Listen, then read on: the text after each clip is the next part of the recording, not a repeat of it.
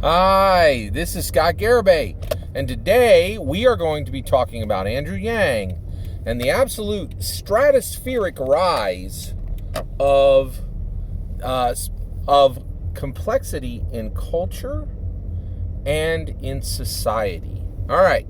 So, in order to get there, I got to tell you a little bit of a story of something that happened to me recently that demonstrated that complexity is incredibly high in our culture and society today.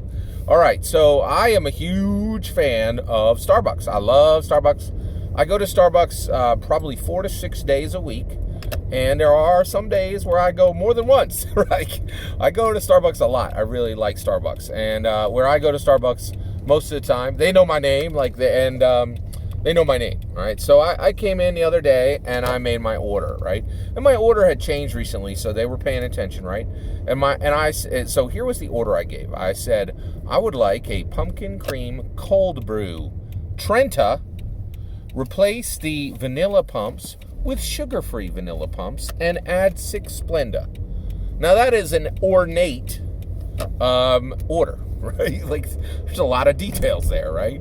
And so they make my fancy my fancy drink.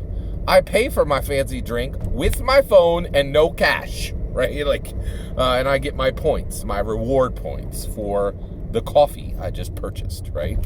And all right, so then they make my drink. I grab my drink. I go over. I sit down. I open up my laptop to do some work, and at that point, the manager of the store comes out. Now, this manager is an incredible manager. He does a fantastic job with this Starbucks. So I've seen he'll remind his employees, hey, do you know that customer's name? Hey, this drink has, you need to swirl it, medium, a medium amount of time rather than a long amount of time. Like he knows his store, he knows his customers, he knows his employees. And here's the biggest thing, right? On top of that, I've seen him building a new you, all right? He's building a new person as himself. He's building a new manager, right? It's pretty clear. I'll go in and there's this one person that seems to, he'll spend extra time with. He gives extra direction, and he's actually, you could see that, and he'll teach this person like managing tasks. He'll talk to this person about managing tasks. This is huge. I feel like this is one of the biggest problems in leadership today is often leaders don't replace themselves before leaders should always be replacing themselves, always. And the reason why is a leader has to realize that they can be gone because things went really well, or they can be gone because things went really poorly, right? But a leader should realize I could be gone soon, right? From success or failure, right? And you could tell incredible leaders by their desire to make sure that when they leave, what do they want to happen? Do they want everything to run on rails when they leave, or do they want to see it burn, right? And that'll tell you the real value of a leader, right? All right, so this guy is incredible. He's really good. So this manager walks out, and at this point, I'm sitting at the table, and I am taking this Trenta pumpkin cream cold brew, and I'm swirling it in my hand. To get the cream to go down and mix into the drink, right? And the manager comes over and he goes, Scott, you just ruined that drink. And I was like, wait, what? And he said, yeah, hey, listen, he says, that's all wrong, right? So he says, you have a pumpkin cream cold brew there. Now, he wasn't even there when I ordered. You could just tell, right? Right? So, and so he says, now here's the thing. First, you ordered the wrong size. And I was like, what? He goes, the Trenta is such a large drink size that you can't put a sip lid on it. It has to have a flat lid and a straw, right? Now, here's the issue. You're swirling it because you don't want all that black coffee in the bottom. You want a mixed experience, right? But that drink should be ordered as a venti with a sip lid, and then you should sip it, right? And I was like, I just kind of shook my head. The next day, because I trust this guy and he's an amazing manager, one of the best I've ever seen, right? And actually, I don't want to say he's wasted there because I think he really enjoys the job, but I'm kind of like, this dude should be running an international corporation, not running a Starbucks, right? But I'm sorry, yeah, he's fine where he is. I shouldn't say that. All right. So the reality is, So the next day, I had to drink exactly the way he said. I was blown away. It was transcendent, right? I was like, oh my gosh, this is so good, right? And I realized that he was 100% right. I had ruined the drink. All right, let's talk about this, right? What's this got to do with complexity? What's this got to do with Andrew Yang? Well, first of all, got to talk a little bit more, and we're going to talk a little bit about me, right? So, one, I did not know how to order my coffee or how to drink my coffee, right? Now, I'm not stupid. In fact, I am objectively smart. Let me give the bona fides for that.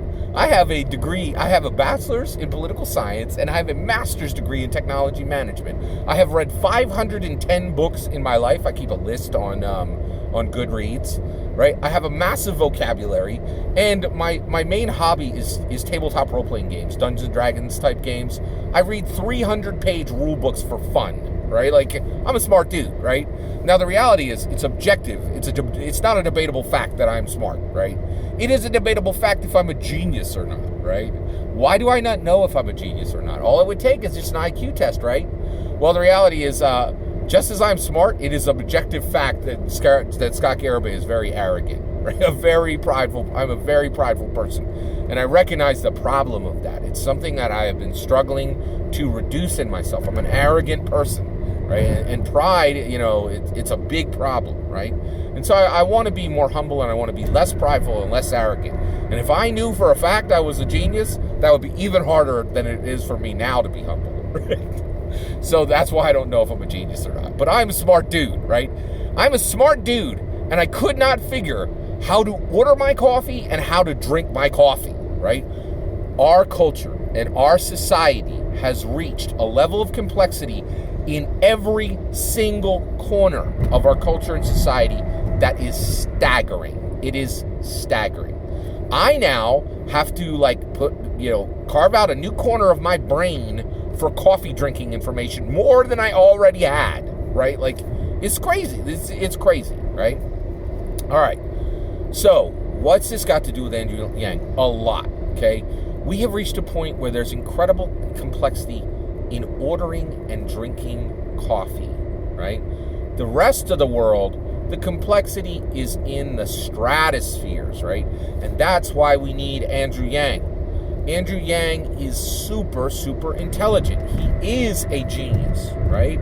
And the reality is his intelligence is desperately needed, because while you and me are worrying about the complexity of ordering and drinking coffee, the very real political obstacles, the political, cultural, and societal obstacles that will be in play during Andrew Yang's presidency from 2020 to 2028 is absolutely staggering. It's incredible, right?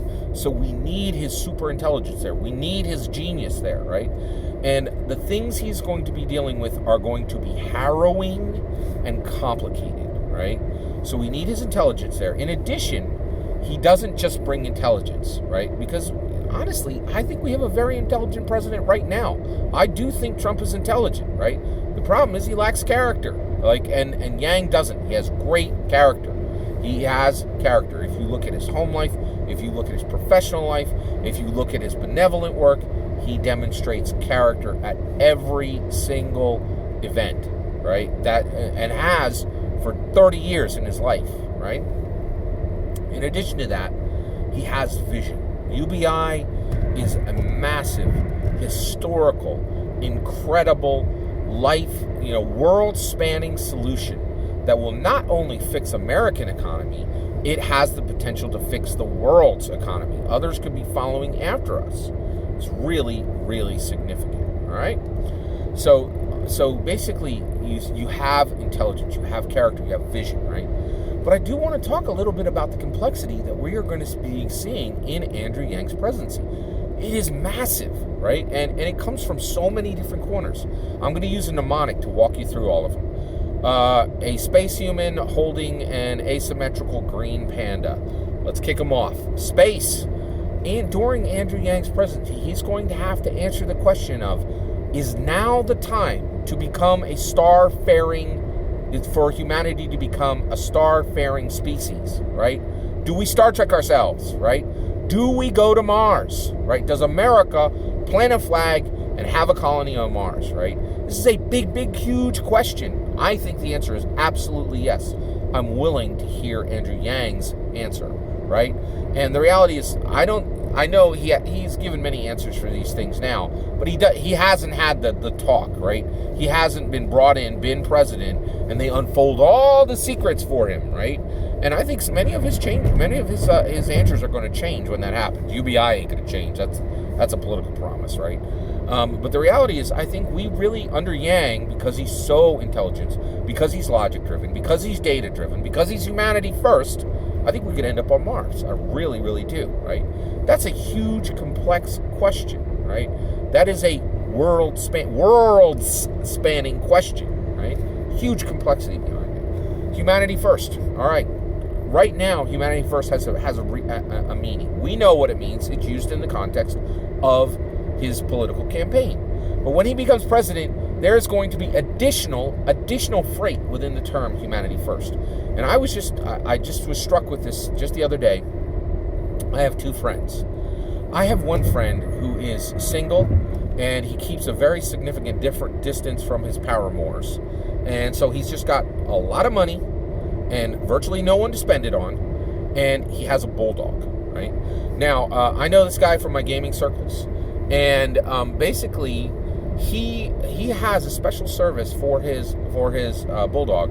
It's connected to a very, very high-end pet shop. It's not a chain. It's a specific high-end pet shop near where he lives. And basically, on days when he is traveling, or on any days, like he'll come to gaming conventions, and he'll only be 30 miles away from home, right? But he's going to be gone all day. His dog will get this special treatment where someone will come from the pet store. A special dog steward will come from the store. They will pick up his dog, drive the dog to the pet store, where that dog will ruff and talk with his dog buddies. He'll be combed out. He'll be petted by the store owners and by some of the customers, right? He'll be given, I'm not kidding, he is fed dog treats that are infused with craft beer. With local craft beer, right? My buddy has a special program. This pet store is so high end that they have special craft beer dog biscuits, right? And so his dog is fed his biscuits that are infused with his favorite local craft beer, right? His dog is then taken on walks in a special in a field that is close to the pet store, right? I have another friend. 2 years ago, his mother died. His father died about 10 years ago. No one is taking walks with him. No one takes... Oh, by the way, my friend's dog, when all this is done, and during it, the dog steward at the pet store will send selfies with the dog, right, to my friend, right? My other friend, his mother died 5 years ago. His father died 10 years ago. Mother 2 years ago, father about 10 years ago. And this guy, his life is very, very low-key, with incredibly few luxuries and frankly few friends, right? No one is brushing him out. No one is taking selfies with him, and no one is giving him anything infused with craft beer. He really is kind of slogging at a job where he can't even get full out. It's not full time, it's part time, right? He struggles to get the hours he needs, right? His life is hard, and I will say, without any reservation, it is super clear to me that the dog of my one friend has a far better life than my other friend, right? What are we going to do about that? Under Yang, I think this is going to be a trend that is going to grow massively. Are we going to sit by while humans are really not first, and literally dogs are like having better lives than humans, right? Now, UBI, freedom dividend, is going to absolutely help with this, hugely, right? But the reality is, even 12 grand a year will not make my one friend have a better life than my friend's dog, right? Like That dog has a ton of friends when he goes to the pet shop. It's crazy, right? He has a rich, robust, that bulldog has a rich, robust life, right? $12,000 doesn't buy a single friend, frankly, right? And the reality is, and Andrew Yang's going to have to answer this incredibly complicated question right now. So already he's going to have to answer the question of if humans will actually be first, or if we're going to see animals really elevated above humans at a very significant level, right? So you have all that, right? In addition to that, you have, right now, there's a lady who actually, a few years back, there's a lady in Japan who married a roller coaster, okay? Same thing that's happening with animals, I think, is going to start to happen with things. Are we going to see things elevated over humans? Will we actually uphold humanity first when it's no longer a campaign slogan, right? And what are the full ramifications of those words, right? Incredibly complex, right? All right, asymmetrical war, major issue under Andrew Yang's presidency. Drones are absolutely going to reshape war. It's already happening, right? Drones are like swarm technology, drones that can be in the sea, drones that can be in the sky, and very soon, drones that will be able to run on ground like a soldier are going to be here. Andrew Yang is going to have incredibly complex questions to answer as Commander-in-Chief about how we're going to continue to use drones. Are we going to expand our use of drones? Are we going to pull it back? Are we going to change it, right? Are we going to have drones helping people the way we have soldiers helping people all over the world? Incredible complexity, right? Greenland, right? I believe that the negotiations for Greenland have already started. That basically what we're in right now. So basically, one of the things that Trump brought forward was the very, very obvious logical supposition that Greenland should belong to America. It is physiographically connected to our continent, and it has absolutely nothing to do with the Queen of Denmark, who currently holds it like a bauble from 3,000 kilometers away, right? The idea that Denmark owns Greenland and that America doesn't own Greenland seems outrageously ridiculous. And a member of the Greenland Parliament already said, you know who should sell Greenland if Greenland's going to get sold? The people of Greenland. And America can absolutely make a deal with 56,000 Greenlanders.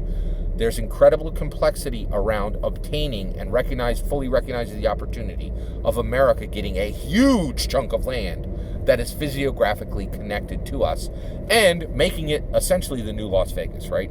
So Greenland's kind of cold, whatever. Like, this is 2019, right? Las Vegas is sitting in the middle of a desert. We made it a gleaming industry of tech and bright lights, right? We can make Greenland whatever we want, right? After we make a very peaceful, very generous deal with the 56,000 people who, frankly, I got a city that's sitting 5 miles away from me that has more than 56,000 people in it. Like, we can make a deal with them. It's nothing. But Andrew Yang's going to have to deal with that complexity of continuing a deal started by the administration before him and then completing it on the other side, right?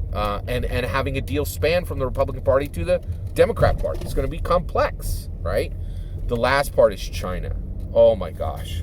China, those poor freedom fighters in Hong Kong. They are really, really pressed, right?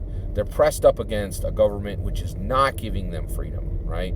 And America has to answer this incredibly complex question of how do we serve as their Lafayette? How do we remember the face of Lafayette and make sure that we are doing every single thing possible to aid every single Hong Kong freedom fighter so that they're not just walking around with umbrellas and laser pointers, right? Like, so that they have something significant, right? Lafayette aided us. We can never forget that, right? And we need to be the Lafayette for Hong Kong right now. How do we do that? Incredible complexity. Far more complex than know how to drink your coffee and how to order your coffee, right? The complexity of our world is incredibly high, right? Andrew Yang is the absolute perfect candidate. He has the intelligence, the character, and the vision to bring us into deeper and better and more safely into this world that has a stratospheric rise in complexity in every corner of culture and society. All of that is my opinion, but I'd love to hear your opinion. Let me know in the comments below. Please consider liking and subscribing, and have a wonderful millennium.